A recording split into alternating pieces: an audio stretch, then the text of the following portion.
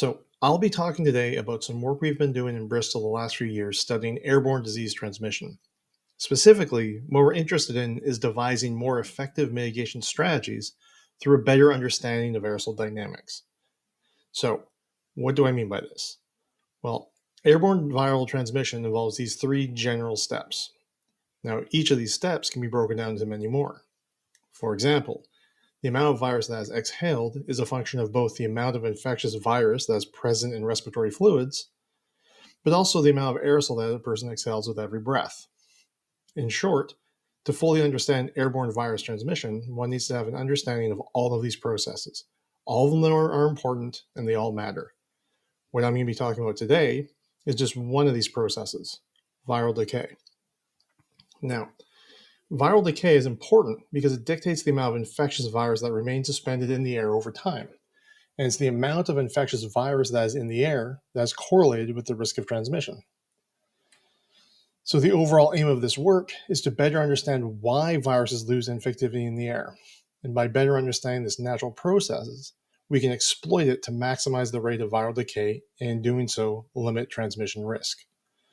All right, so why do viruses lose infectivity in the air? If you look into the popular media, you would find statements like relative humidity inactivates a virus. Here's the thing. Humidity doesn't affect the virus. Humidity affects the composition of the aerosol that carries the virus, and the aerosol composition inactivates the virus. I get this is pedantic and a little bit annoying, but that said, it's an important distinction to make. For example, ventilation is known to limit disease transmission by physically removing the virus-containing aerosols from the room. While this is true, the ventilation is also doing more. By opening the window, one is changing the chemical composition of the air itself, which will affect the chemical composition of the aerosol, which in turn will affect how long the virus remains viable. So, what this means is that in order to study how long viruses remain viable in the aerosol, one has to have some expertise in aerosol science, because this determines the conditions at which the virus are being, exposed to. And you also have expertise in virology, because obviously we are studying viruses. And this means that the study of airborne viral decay exists at the interface between two entirely distinct areas of science.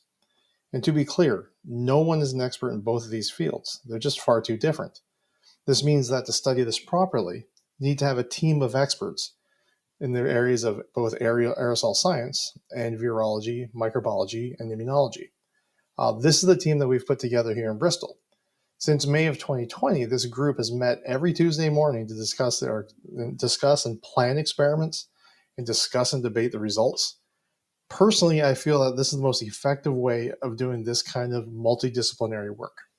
Now, because viral decay is occurring in aerosol, I feel that this work needs to be grounded in aerosol science. And in Bristol, we have set up one of the best aerosol research groups in the UK. As part of this, Jonathan Reed founded and runs the EPSRC Center for Doctoral Training in Aerosol Science. The CDT, as it's called, has over 90 commercial partners and is a major hub of aerosol science in the UK. Every year, it trains over 20 PhD students in the fundamentals of aerosol science. Now, one of the reasons the CDT was set up in Bristol in the first place is due to the breadth of aerosol research being done there. Our team studies aerosol from many different perspectives and for many different reasons.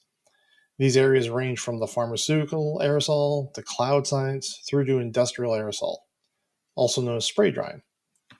Now, spray drying is used by industry to produce foodstuffs, so things like milk powder or instant coffee.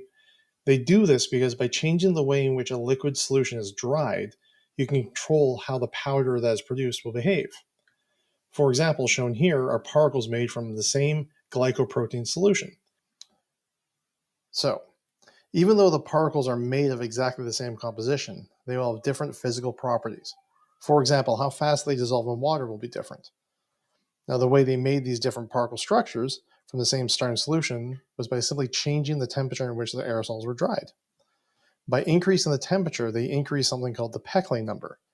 Now, the Peclet number simply describes the ratio of how fast the aerosol shrinks to how fast the insoluble particles in the aerosol diffuse. So if the Peclet number is high, the insoluble particles move slowly and thus are trapped on the surface of the aerosol as it dries. particles will eventually form a shell on the surface of the aerosol, which then collapses as the remaining water evaporates. This results in the particles having these unusual shapes shown on the right. If the Peckley number is low, then particles will diffuse faster than the aerosol shrinks. This results in the particles not being enriched on the surface. This results in particles being formed that are more spherical, as shown here on the left. Now, what is a virus or bacteria if not an insoluble particle that is present in an evaporating aerosol of respiratory fluid? So shown here is a respiratory aerosol of PBS, which is essentially a saline solution that contains E. coli, or a bacteria, that was dried at 30% relative humidity. So the shadows on the surface of the particle are bacteria that are locked at the surface of the crystal. Now, based upon our understanding of spray drying, this is exactly what we would have expected. In dry air, bacteria such as E. coli would be expected to be accumulating on the surface of the evaporating water droplet. Now, collectively, what this means is that we are using our understanding of industrial food production to inform our studies into airborne microbe decay. Now, this is just one example of this dynamic, where we use processes that the surface appear to be unrelated to airborne disease transmission to better understand the underlying processes. All right, then, so why does a virus lose infectivity in the air? Now, while how long a virus remains infectious in the air is important, I would argue knowing why is much more useful. Because if you know why they naturally decay, you can exploit this to maximize the decay rate, and in doing so limit the risk of transmission. All right, so the approach we take in Bristol is twofold, using two different technologies that we developed in-house. First, we use an instrument we developed called the CKDB, which stands for the Comparative Kinetic Electrodynamic Balance.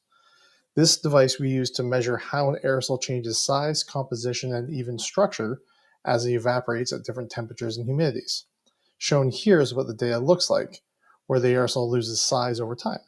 And the rate can change as a function of what's in the aerosol. So in this case, we're changing the amount of sodium chloride that's in the droplet.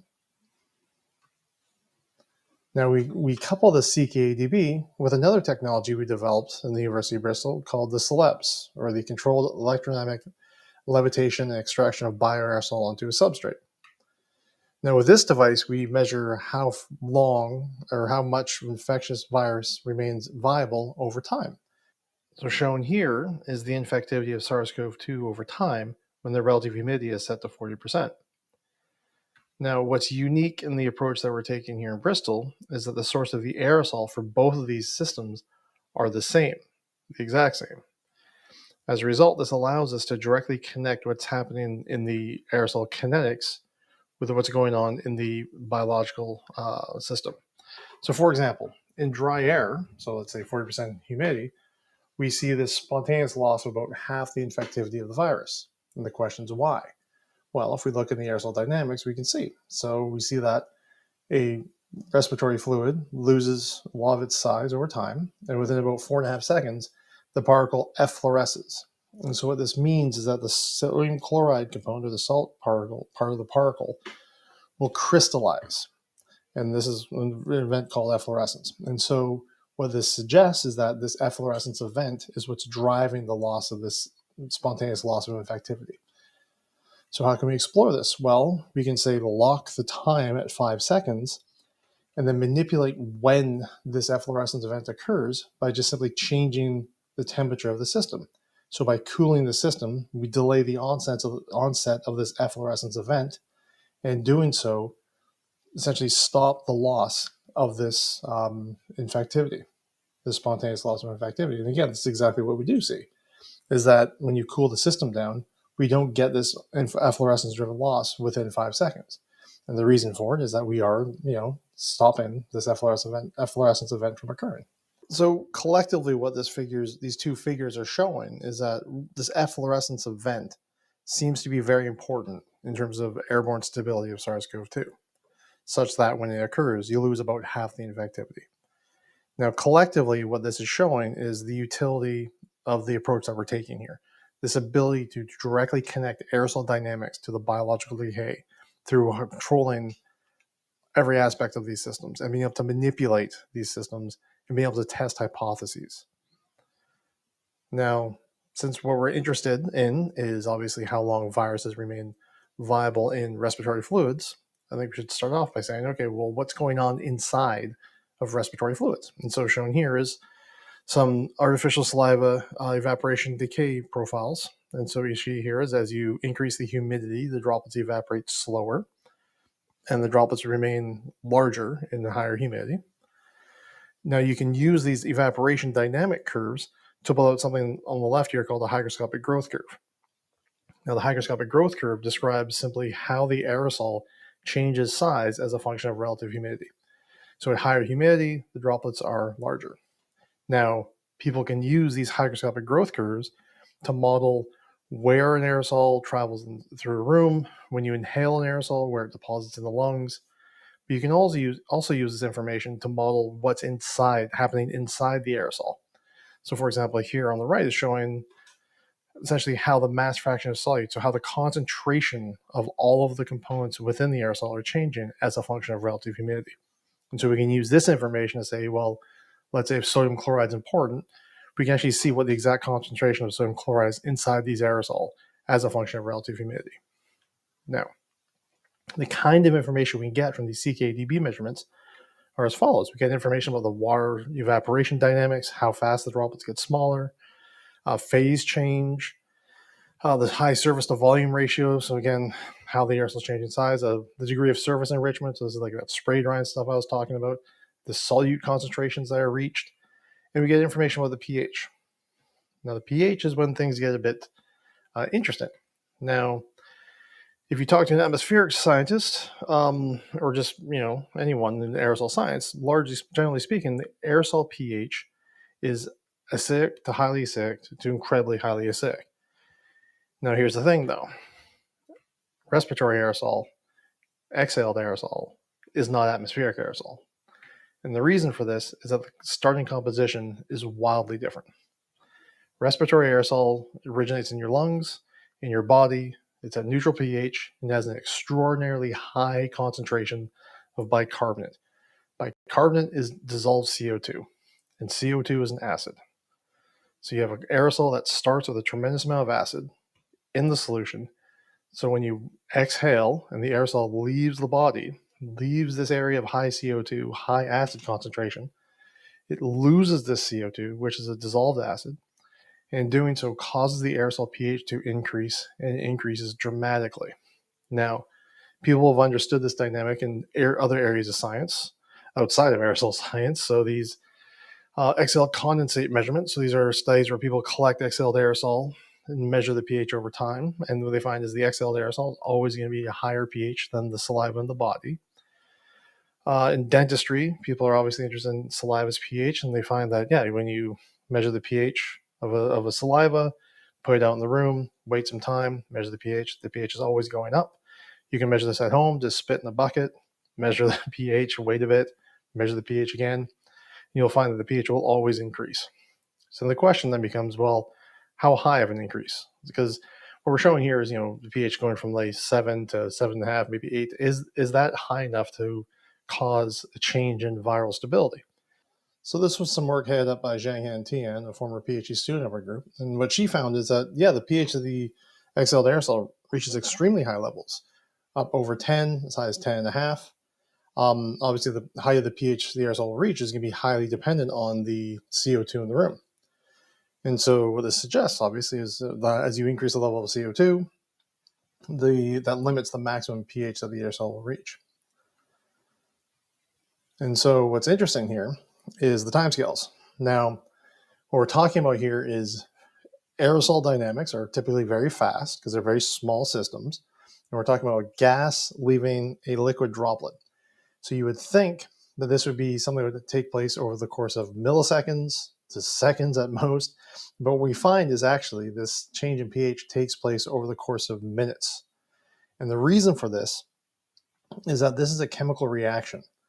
So this loss of CO2, this breakdown of H2CO3 is a chemical reaction that is enzymatically processed. And so as a result of this, it takes a lot longer than you would expect. Now, this is some work that just got recently published in ACS, and so I'd encourage you to check that out if you find that interesting.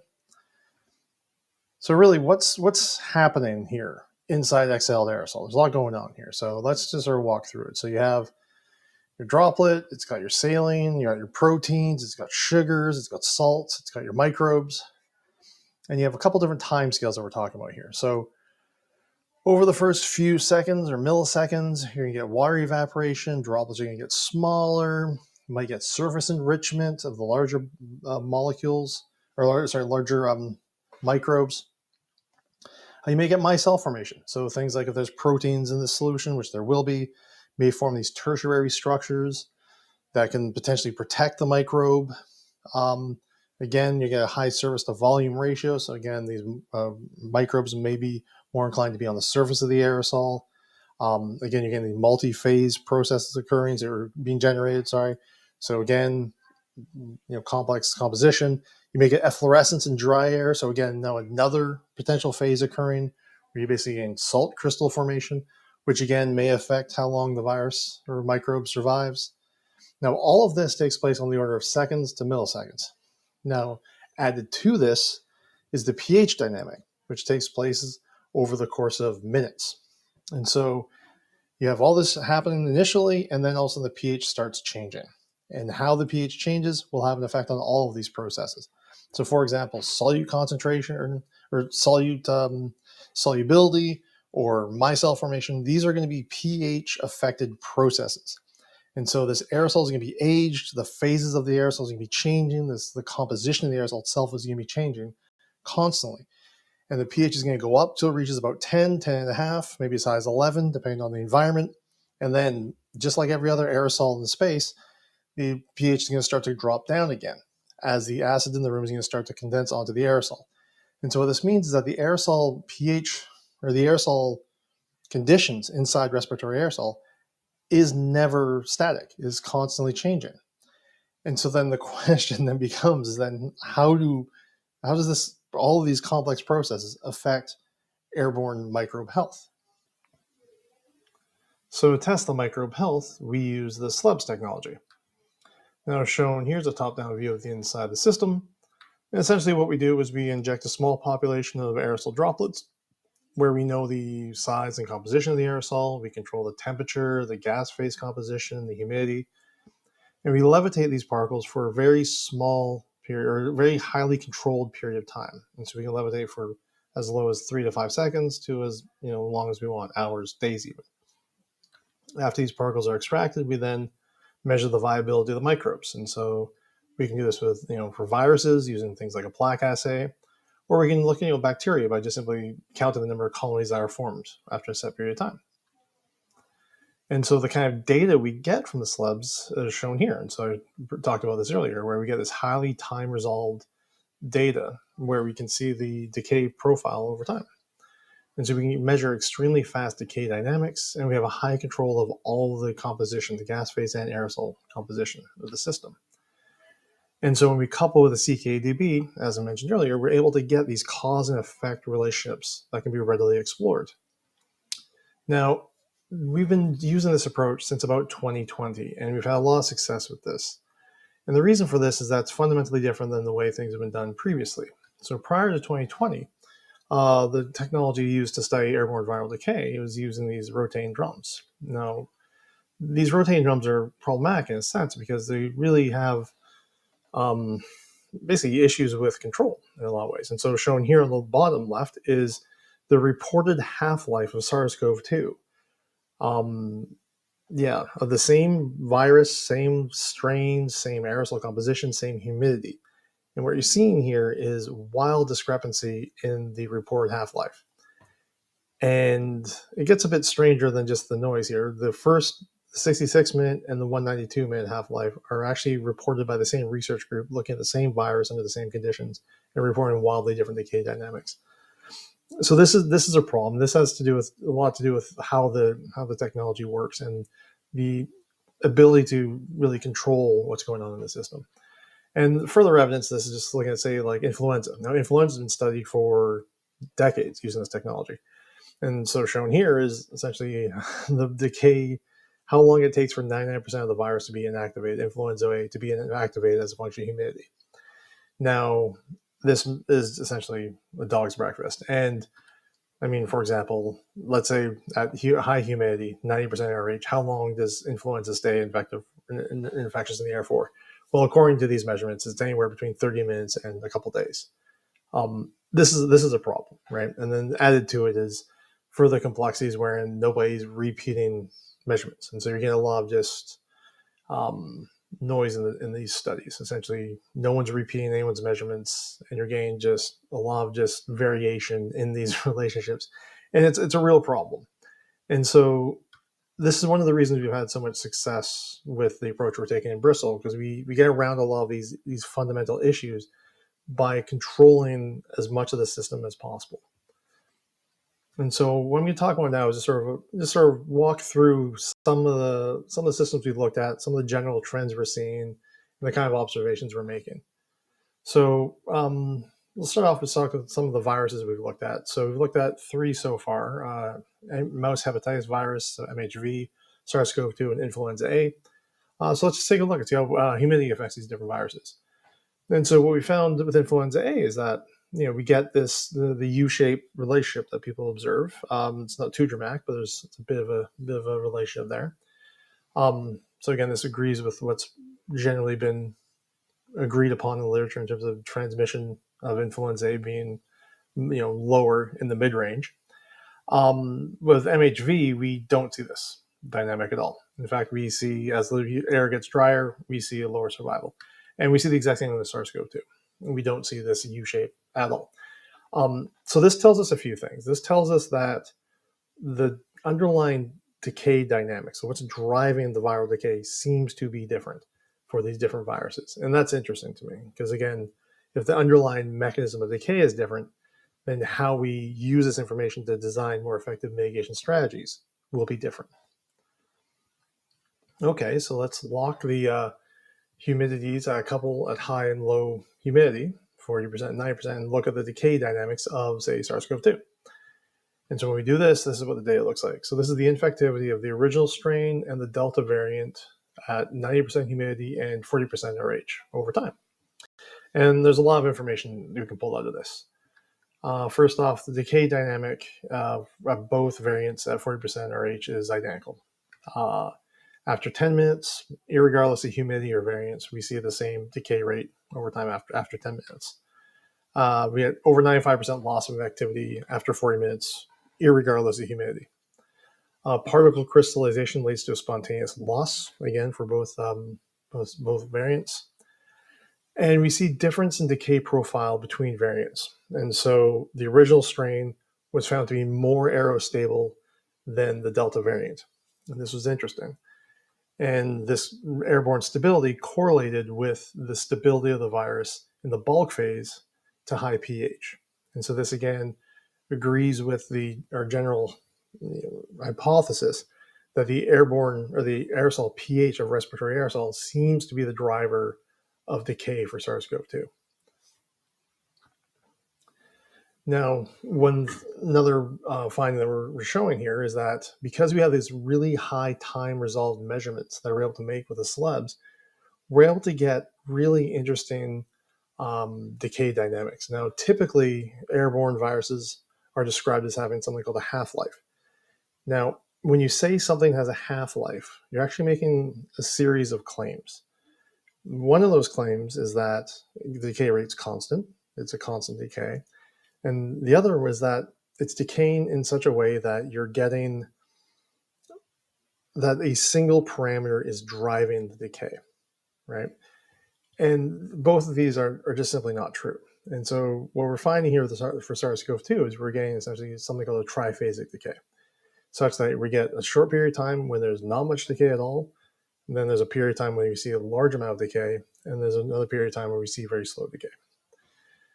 Now, when you compare this to the drum studies, where they just simply measure the titer over time, they don't get this highly time-resolved measurement. In reality, they're just getting essentially there's a lot more noise. And the reason for this, we feel, is that essentially what they're sampling, because of how the technique is used or how the measurements are made, they're not able to measure the lag and the dynamic phase of the process, because it takes minutes to load the drum, it takes minutes to sample from the drum, and as a result, they're not able to see the initial decay dynamics. And so they're largely sampling the slow decay region. And I would argue that essentially the noise that's reported in these SARS-CoV-2 studies is largely going to be a product of this. I feel this is that essentially they're all measuring the decay rate. They're just measuring different parts of the decay profile because they're sampling different aspects or different time points of this slow decay. This seems to be what's happening to my mind. The degree to which this explains the whole story, I guess, will come out over time. But this is my working hypothesis for trying to understand what's going on here. Now, one of the more controversial findings we had in our first paper was this spontaneous loss of about half the infectivity. Now, when we first made this observation, we approached some colleagues of ours in the States and said, have you seen anything like this before? And they responded, no, they haven't. And so I was like, oh, okay. Because our concern was we're using brand new novel technology to study airborne decay. Is this simply a byproduct of the technology that we're using? Right? Because that's obviously a concern. And so we kept working, and unbeknownst to us, they went and adapted their technology to look for this. And so shown here is a figure of the device they came up with, which essentially is they're trying to see, look at decay over very, very short time periods. And what they found was they got when they looked for this decay, they got the exact same decay that we found. And this was very validating for us because, again, we're seeing things never seen before, but it was always there. People just simply didn't have the technology to look for it. And so this is very exciting because it's showing really just the field growing as a whole, the fact our technology is working correctly. It's really nice. We followed this up with them. We built them a celebs to study E. coli with, and they've made some measurements comparing the decay rate of E. coli in the drum and the celebs and compare the two and try to get a better idea of where these technologies agree, where they disagree, this kind of thing. So this paper's been recently published. It's I encourage you to check that out. It's really trying to get to the bottom because at the end of the day, these technologies should report the same results, and we're trying to work our way towards that. So that's what's going on there. So why do microbes lose viability in the air? And so if you go to the literature, what you find is these sort of usual suspects: oxidative stress, solute effects, these kind of things. So what actually matters? And so we've gone through a lot of different species and just sort of tested this out. And so for E. coli, we found that oxidation is really important. And so because oxidation is important, what this means is anything that puts the E. coli onto the surface of the droplet is important. So in drier air, you're going to get more surface enrichment, smaller aerosol size, more surface enrichment, this kind of thing. Now for group A strep, this is a respiratory pathogen. What we found is that high salt concentration doesn't matter. We found high pH doesn't matter. But the combination of high pH and high salt has a dramatic effect. And so this again tells us that for group A strep, this aerosolization pH effect is really what seems to be driving the loss of microbe viability. Now for SARS-CoV-2, as I mentioned, it's largely the aerosol pH that seems to be driving this. And so what this means is that if the aerosol pH is driving the loss, this means anything that affects the aerosol pH should also have a massive effect on airborne decay. And so if we look at the stability in the bulk phase of SARS-CoV-2 as a function of pH, we find this kind of a relationship where it's more like a table leg rather than a straight line draw downward. And what this means is that any subtle shift in pH can have a dramatic effect. And this suggests then that if we increase the CO2 concentration, we should limit the amount of the increase of pH that the aerosol can reach because less CO2 is leaving the aerosol, and in doing so have a dramatic effect on the airborne stability of the virus. And indeed, this is exactly what we find. We find that you increase the CO2 just to 800 ppm, we see a dramatic increase in the survival rate. If you keep increasing the CO2 concentration, the payoff is less and less. The reason for this is as you increase the CO2 levels more and more, the net effect on the aerosol pH is less and less. Now, the question then becomes, that's all at one time period. What's the effect over longer periods of time? And so shown here is if we lock those CO2 levels at, say, 500, which is clean air, or 3000 ppm, which is, believe it or not, a common CO2 level reached in UK schools, what we find is that the decay dynamics are fundamentally different. And such that after 40 minutes, there's over an order of magnitude more viable SARS-CoV-2 at 3000 ppm versus 500 ppm. Now, what this means, and moreover, that final 30% essentially stops decaying. If you look between 20 minutes and 40 minutes, there's essentially no loss there. And so what this means is that final 30% of infectious virus at these higher CO2 levels isn't going anywhere. It's just going to start to accumulate. And this is going to be a problem, obviously, for transmission. And so we put together a really basic Wells-Riley model just to explore this. And we found, yeah, indeed, the CO2 has a dramatic effect on airborne transmission. Now, this is according to a Wells-Riley model. Now, I would argue the Wells-Riley model is largely limited. And the reason for this is the Wells-Riley model assumes that when a person exhales into a space, the aerosol spontaneously is equally distributed across the room. And this is obviously just not the case. Actually, the aerosol is carried around the space. And so to model the transmission risk, I would argue that a CFD model is more accurate or more useful to use. And the reason for this is that our decay dynamics that we report, where we're measuring decay over the course of seconds to minutes to tens of minutes, maps on really nicely with the CFD models, where they're able to track and predict where aerosol moves throughout a space on the order of seconds to minutes to tens of minutes.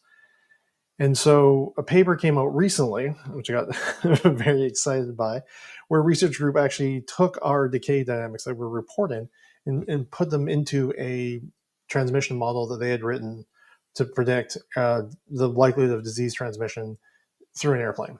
And the results look like this. And so if you assume very slow decay, so this is the 1.1 hour half-life, this is the likelihood of transmission in the airplane. So obviously some seats are better than others. In the center of the plane, obviously the highest risk because you have the most likelihood of being exposed to most people on the airline. Now, in dry air, low CO2, all of a sudden the decay rate's much faster and you get a much lower risk of transmission across the board. But there are still spaces where there's higher risk of transmission. Now, what's interesting is if you increase the humidity or increase the humidity and the CO2, all of a sudden the risk of transmission begins to look a lot like the drum data slow decay transmission estimate. And so what this is showing here really is the utility of the CFD model coupled with these more complex decay dynamics as a function of more relevant atmospheric conditions. So like, again, humidity and CO2 levels. All right, so just some take-home messages here to think about. First off, airborne decay doesn't have a half-life. There's a rapid initial decay is important for understanding modeling over both medium and long-distance transmission. CO2 is both an indicator of ventilation and the amount of exhaled aerosol in the space, but is also an indicator of how long some viruses remain infectious in the air. So those CO2 monitors are a lot more useful than you would think. There doesn't seem to be a magic bullet. So what I mean by this is ideally you would have a single condition that would kill the most amount of microbes as humanly possible, but this doesn't seem to be. As different microbes have different decay mechanisms, and as such, how you can change the room to affect them will change or be different. And so what's interesting though is a lot of these things aren't they're not in competition with one another. So for example, influenza. Influenza seems like the mid-range humidity drives decay faster. Now SARS-CoV-2 humidity doesn't seem to have too much of an effect over prolonged periods of time. So what this suggests is that, okay, well then just set the humidity to the mid-range because there's no cost on the on the COVID side of things, but there's a benefit on the influenza side of things. CO2, on the other hand, seems to be very important for COVID. Doesn't seem to be very important for influenza. So then you should increase or lower the CO2 levels to lower COVID transmission, because again, there's a benefit there, but there's no cost on the influenza side of things. And so ideally over time here, we'll be able to get these broader trends to try to figure out idealized situations for airborne, to maximize airborne microbe decay. But where we stand right now, there's still just a lot more work to do, essentially. In clean air, exhaled aerosol becomes highly alkaline. Zhang had a poster at this meeting, so that's the poster there. Obviously, you can't go and see it now, but anyway, the pH has a significant effect, or the pH of the air itself has a significant effect on airborne decay rates because it's affecting the pH of exhaled aerosol. So that's important. So with that, I'd just like to thank the team, the research team, all the different funding agencies, and yourself for listening. So yeah, hope you found that interesting.